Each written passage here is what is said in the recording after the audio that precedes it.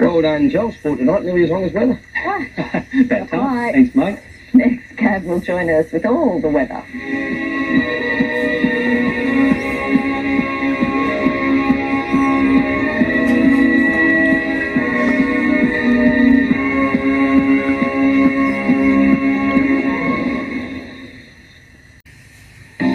Tonight's weather report brought to you by the all-new Holden, Colorado. Don't think, don't hope, do. Well, it was pretty wild out there today. Gav, what can we expect tomorrow? Well, lots more wind. There's lots to look at in tonight's weather. We'll find out if the clicker is working, and let's hope there's still some viewers after Rab's longest sports segment ever. First of all, let's move to Erica Smart. Photo, she snapped this one at Yadalunga on the Central Coast. Weather shots, they're filled with great sunset photos. There have been some spectacular ones of late, thanks to the high cloud or none at all. Lots of cloud across the southern coast, rain falling throughout Western Australia and the southeast.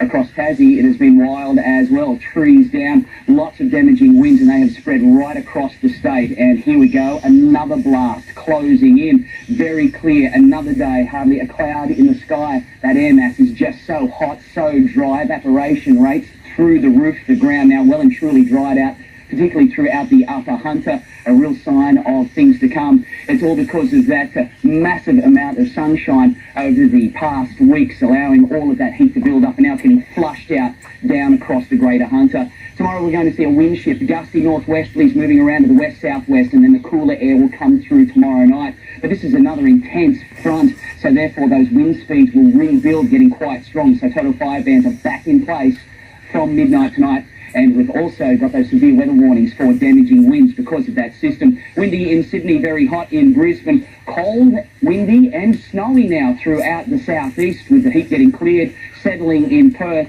cooling off throughout the Alice. In for a closer look at the temperatures today. Amazing stuff. This is early September after all, and the mercury climbing into the mid-20s. But what about last night? The doona, the winter sheets, they're all still lying on the floor. We kicked them all off, and we'll do the same again tonight. Almost time to swap over all of those winter doonas and blankets, but not quite yet, with the cold air coming back on the weekend. Still above 20 degrees at the moment. The northwesterlies have settled somewhat, pressure rising, and the humidity incredibly low. There's our nor'westers tomorrow, around to the west from the west-southwest, and watch the arrows switch to blue right at the end of the day. There's the cooler air coming through to chill things down for tomorrow night. Not expecting any rain. We can see it's going to try. There may be some clouds come through with the change of that colder air coming through in the upper atmosphere. It'll try to rain. It'll struggle to form up, even in the way of storms. Too much wind shear. So predominantly fine and clear. It's going to be a very warm night. The mercury still climbing into the mid-20s, mid to high 20s, because all of that hot air still has to get flushed out ahead of that cooler change tomorrow evening.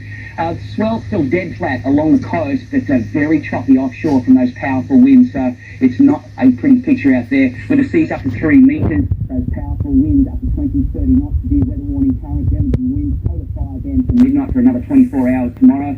A little bit of swell, but it's way offshore. Low tide in the morning, just before 6, working to the high 12:30. Sun up 3 past 6. The day's getting longer now, setting at 5:40. Moon waning away. Still dry but cooler across the weekend, remaining dry into the early part of next week when it will warm up. Well, beach-like weather. It was great on the sand. It was very choppy out to sea, but virtually dead flat right along the coast there. Those westerly winds just way too strong to allow any swell to come in. Water temperature still cool, sitting at about 16 degrees. It's a little bit nippy, but not too bad at all. It's just that big temperature shift from the sand into the water. It's good news for the snow. Let's get the lowdown with Luke. Hello from Perishable. We have seen strong winds and rainfall across the resort overnight, but thanks to going into spring with the deepest base in 12 years, there is still more than enough on offer across the entire resort. All 47 lifts Worsted operates today with 64 runs groomed and ready to go. The cover was soft and wet throughout the day, with the best skiing and boarding to be found up top. Beginners and advanced alike still made the most of it though throughout the protected tree runs like Happy Valley. The groomers' picks, however, were Ghost Gully, Wood Run and Front Valley. 4 terrain parks and the Super Park kept the jibbers happy, again with the protected tree parks being the pick. It was definitely a rail and jib day today though, with the snow and weather conditions. Now if you are coming down this weekend, make sure to come up and watch the grand finale of the Nighttime Slopestyle Series on Saturday night under the lights of Front Valley.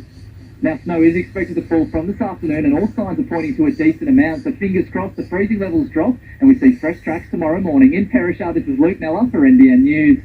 I like how Rab falls asleep during the weather, but you wake up to snow reports. Yeah, for those gibberish. Very Good, yeah. Gibberish. You're a couple of gibberish.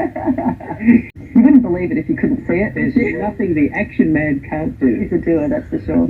That's the latest news. We'll have updates throughout the evening, and there's also our website, nbntv.com.au. More of us here. Have a great night. Good night.